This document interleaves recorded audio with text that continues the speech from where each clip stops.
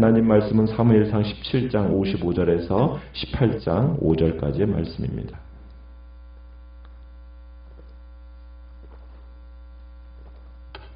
사무엘상 17장 55절에서 18장 5절까지입니다. 사무엘상 17장 55절입니다. 사울은 다윗이 블레셋 사람을 향하여 나아감을 보고 군사령관 아브넬에게 묻되 아브넬아 이 소년이 누구의 아들이냐? 아브넬이 이르되 왕이여 왕의 사심으로 맹세하옵나니 내가 알지 못하나이다 하매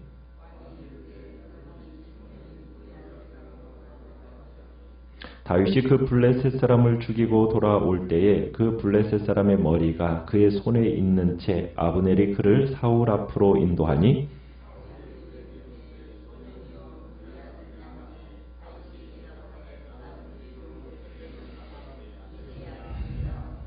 다윗이 사울에게 말하기를 마침에 요나단의 마음이 다윗의 마음과 하나가 되어 요나단이 그를 자기 생명같이 사랑하니라.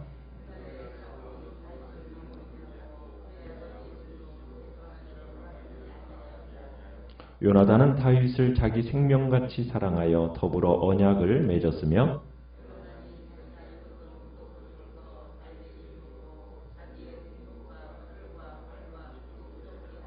같이 있습니다. 다윗은 사울이 보내는 곳마다 가서 지혜롭게 행하매 사울이 그를 군대의 장으로 삼았더니 온 백성이 합당히 여겼고 사울의 신하들도 합당히 여겼더라. 아멘. 오늘 말씀의 제목은 사울과 요나단이라는 제목으로 말씀을 나눕니다. 블레셋이 자랑하던 최고의 장군 골리앗이 이제 그들의 눈앞에서 칼 한번 제대로 휘둘르지도 못하고 어린 목동 다윗의 손에 죽자 블레셋 사람들이 이제 블레셋 군인들이 도망치기 시작을 합니다. 그게 이제 51절의 내용인데요. 이때서야 이제 이 52절에 보면 이스라엘과 유다 사람들이 일어나서 소리 지르면서 블레셋 사람들을 쫓아가기 시작하고 가이와 에그론 성문까지 추격했다고 얘기합니다. 그러면서 블레셋 사람들의 부상자들은 사라임 가는 길에서부터 가드와 에그론까지 엎드러지게 되죠. 그리고 이제 53절 54절에 보면 이스라엘 자손이 블레셋 사람들을 쫓다가 돌아와서 그들의 진영을 노략하게 되고 다윗은 그 블레셋 사람의 머리를 예루살렘으로 가져가고 갑주는 작게 장막에 두었다 이렇게 이야기하고 있습니다. 근데 사울이 이제 오늘 본문 읽었던 55절에 보면 다윗이 이제 블레셋 사람 골리앗을 향해서 용감하게 이제 나아가는 모습을 보고서는 군사령관 아브넬에게 묻습니다. 저 소년이 누구의 아들이냐? 그런데 이 아브넬도 이 대답을 하는데 자신도 저 소년 다윗이 누구인지를 전혀 알지 못한다고 답변을 합니다. 이런 대화가 진행된 후에 사울이 이제 골리앗과 맞싸운 이 청년이 누구의 아들인지 이제 알아보라고 이제 아브넬에게 명령을 내리죠. 우리는 이 사실에서 어떤 이 질문이 어떤 중립적인 어떤 사실을 알고자 하는 의도보다는 이제 다윗을 어떤 의미에서는 요주의 인물로 설정했다라는 그 암시하는 질문이 이 속에 담겨 있습니다. 자, 그러면서 이제 다윗이 골리앗을 죽이고 그의 이제 수급 머리를 들고서는 이스라엘 진영으로 돌아왔어요. 어떻게 보면은 이 당시 이스라엘의 최고의 무사요 장군은 사울입니다. 그런데 이 사울에게 강력한 경쟁자가 나타났다라는 것을 의미하는 거예요. 아브넬이 이제 골리앗의 그 수급을 머리를 들고서는 용감하게 개선한 이 다윗을 사울 앞으로 인도를 했습니다. 사울이 이제 다윗에게 묻죠. 소년이여 누구의 아들이냐? 묻습니다. 그러자 다윗이 답변을 합니다. 나는 주의 종 베들레헴 사람 이새의 아들입니다. 이렇게 답변을 해요. 사울은 어떻게 보면은 다윗이 이렇게 승리한 것에 대해서 굉장히 기뻐하고 막 칭찬하면서 승전의 분위기를 고조시켜야 되는데 그렇게 하지 않고 그냥 다윗에 대해서 개인적인 그냥 호기심을 피력하는 데 그쳐버리고 마는 겁니다. 우리는 좀 의아하게 생각하는 게 뭐냐면 이미 16장에서 사울은 다윗을 이미 알고 있었다라고 우리는 생각을 하고 있어요. 그죠? 왜냐하면은 사울이 악령에 의해서 막 시달릴 때 다윗이 수금으로 그 애를 고쳐주고 그랬었잖아요. 그러면은 다윗을 알고 있었음에도 불구하고 여기서 또다시 다윗이 누구든지 알아보라고 이렇게 하는 행동에 그럼 뭐가 감추어져 있다라는 거죠. 사울의 마음이 어떤 마음인가. 그리고 성경 기자도 이런 식으로 해서 이야기 진행을 이끌어가는 것 속에는 어떤 사울이 다윗을 향하여 품고 있는 어떤 범상치 않은 드디어 이제 의식하는 듯한 분위기, 그것을 조성하고자 이렇게 본문을 이끌어가고 있다는 얘기입니다. 처음에는 사울은 다윗을 볼 때 어리석은 자로 봤어요.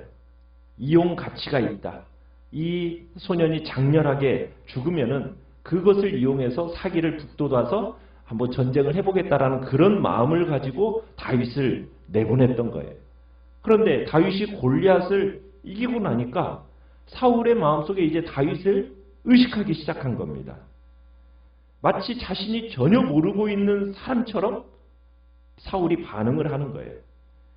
그러면서 다윗을 모른다고 또 잡아떼는 이 아브넬의 모습 속에서도 지금 무엇을 보여주고 있는 거냐면 향후 다윗이 몰고 올 수 있는 여파를 예감할 수 있게 해주는 거고요. 이미 사울은 이때부터 다윗을 시기하고 그의 존재에 대한 위협을 느꼈다라고 지금 우리가 볼 수 있는 겁니다. 자, 그러면서 이제 18장에 가보면은 다윗이 골리앗을 물리치고 돌아오니까 그동안 보이지 않았던 누가 나타납니까? 요나단이 반기면서 끔찍하게 사랑해 주었다고 이제 표현을 합니다. 그러면서 다윗이 이제 어쨌든 사울에게 자기의 내력을, 가정 내력을 소개하고 나오니까 이제 요나단의 마음이 다윗의 마음과 어떻게 되었다고 얘기하고 있습니까? 18장 1절에 보면 하나가 되어서 요나단이 다윗을 어떻게 자기 생명같이 사랑했다고 얘기하고 있습니다. 생명같이. 요나단 자신도 용맹한 청년 장수고 골리앗을 무찌르고 돌아온 소년 장수도 다윗도 소년 장수로서 마음이 끌렸던 거죠. 골리앗을 쳐 죽이고 이제 2절에 가보면 골리앗을 쳐 죽이고 전쟁을 승리로 이끄는데 일조한 이 다윗을 이제 사울이 자기 부하로 삼고 자기 아버지 다윗의 아버지의 집으로 돌아가기를 허락하지 않습니다. 그래서 이제 다윗은 사울의 궁중에서 이제 아예 살게 됩니다. 이때부터 요나단은 다윗을 3절에 보면 어떻게 했더라? 자기 생명같이 사랑해서 더불어 뭘 맺었습니까? 언약을 맺었습니다. 언약을. 이 언약이라는 것은 어떤 언약이냐면 다윗과 요나단이 서로에 대해서 서로의 자손에 대해서 선대하기로 언약하는 겁니다. 선대하다는 말은 뭐냐면 의리를 지키다 돌봐주는 사이가 되다 이런 말입니다. 정치적으로 해석하자면 이런 겁니다. 다윗이 네가 만약 앞으로 이스라엘의 군권과 왕권을 잡는 경우에는 절대로 이 서로에 대한 의리와 우위를 지켜나가자. 그 반대로 요나단이 왕이 되는 경우에도 서로에 대해서 의리와 우위를 지켜나가자라는 그런 언약을 맺은 겁니다. 그러면서 요나단이 언약의 증표로서 4절에 보니까 무엇을 주고 있습니까? 자기가 입었던 겉옷을 벗어서 다윗에게 주고요. 자기의 군복과 칼과 활과 띠를 주었다고 얘기하고 있습니다. 이것은 매우 상징적인 의미를 가지고 있습니다. 요나단이 지금 이것들을 다윗에게 선물로 준다라는 것은요. 요나단은 자기가 왕권에 대해서 별 관심이 없다라는 것을 밝히고 있는 내용입니다. 어떻게 보면은 이것은 다윗이 왕이 되어야 한다라는 본인의 입장을 표현해주는 그런 선물이라고 볼 수가 있는 거예요.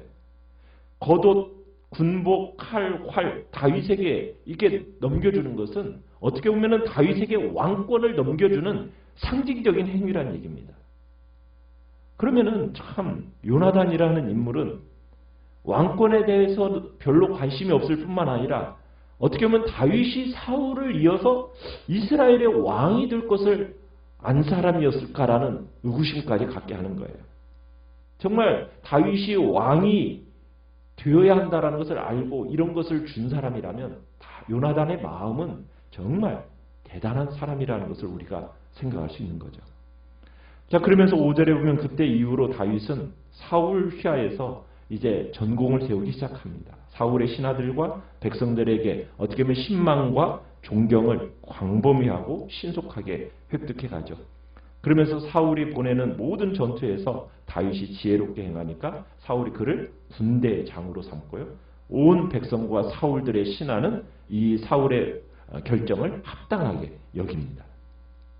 자, 우리는 승리한 용사 다윗을 대하는 사울 왕의 태도와 요나단의 태도가 달라도 너무 다르다는 것을 우리가 보게 됩니다. 다윗과 요나단의 인간관계, 사울과 다윗의 인간관계, 대조를 이루는 걸 보게 되는 거예요.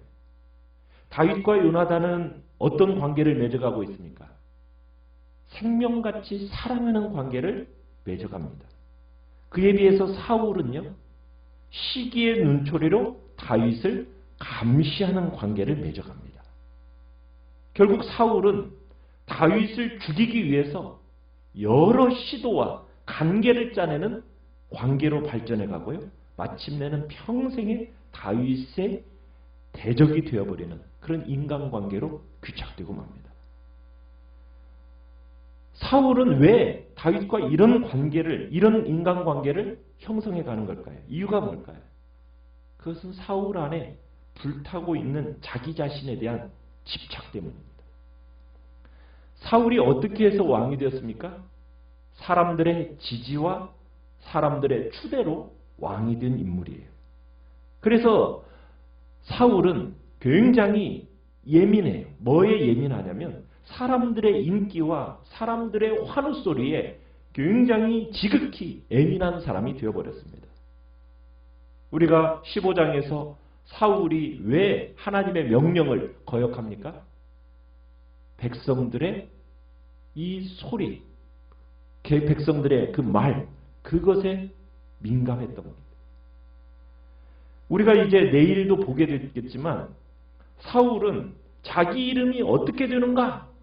이것에 대해 절대적 기준으로 삼고 살았던 사람이 바로 사울이에요.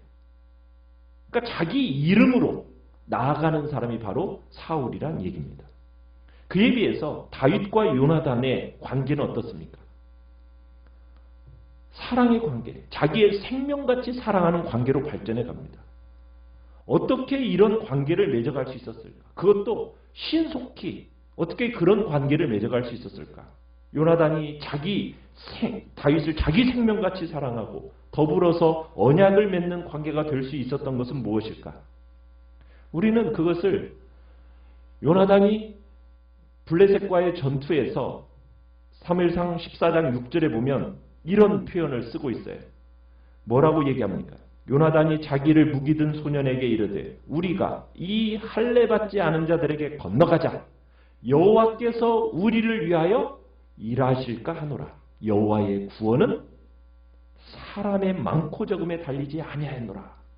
요나단이 그런 신앙의 고백으로서 그 당시 블레셋과의 전투에서 승리를 거두었습니다. 그러더니 이번에 다윗은 어떻습니까? 다윗이 사무엘상 17장 47절에서 그러는 거죠. 여호와의 구원하심이 칼과 창에 있지 아니함을 이 무리에게 알게 하리라. 전쟁은 여호와께 속한 것인즉 그가 너희를 우리 손에 넘기시리라. 두 사람의 이야기가 어떻습니까? 그들의 역사관이나 신앙관, 신앙 고백이 정확하게 일치한다라는 것을 보게 돼요. 요나단이 무기든 소년에게 말했던 그 신앙 고백과 그리고 다윗이 골리앗을 향하여 외쳤던 그 신앙 고백이 정확하게 일치하면서 그 두 사람의 관계는 하나님과의 그 사랑의 관계요, 그 하나님을 의지하고 신뢰하는 관계 속에서 일치함으로 서로 사랑의 관계로 발전할 수 있었다는 거죠. 우리가 하나님 앞에서 인간관계를 맺어갈 때 우리가 하나님 앞에서 어떠한 마음으로 살아가는가가 바로 주님 안에서의 공동체 안에서의 복된 관계를 맺어가는 기회가 된다는 얘기입니다. 우리가 사심없이 정말 사람을 섬기고 하나님 앞에서 그 사람을 사랑하는 일이 우리 그리스도인에게서 매우 중요한 삶인데 우리가 어떤 관점으로 사람을 보고 섬겨나가는가, 이것이 어떻게 보면 내가 사람들과의 관계를 맺어가는 방향성에 있어서 중요한 역할을 한다는 것을 우리에게 보여주고 있는 겁니다. 사울과 요나단은 어떻게 보면 다른 방향으로 결국 사람들과의 관계를 맺어가게 되어버렸던 거죠. 오늘 우리는 하나님의 관점으로, 정말 우리의 마음속에 하나님의 관점으로 사람을 보게 하시고 또 사람을 섬겨나가는, 그리고 사람들과의 관계를 하나님의 관점으로 맺어가는 그런 복된 자리에 있게 해달라고 기도하며 나가시길 바랍니다. 말씀을 생각하면서 기도하시고 연약한 우리의 지체들을 위해서 기도하시기 바랍니다. 기도하시기 바랍니다.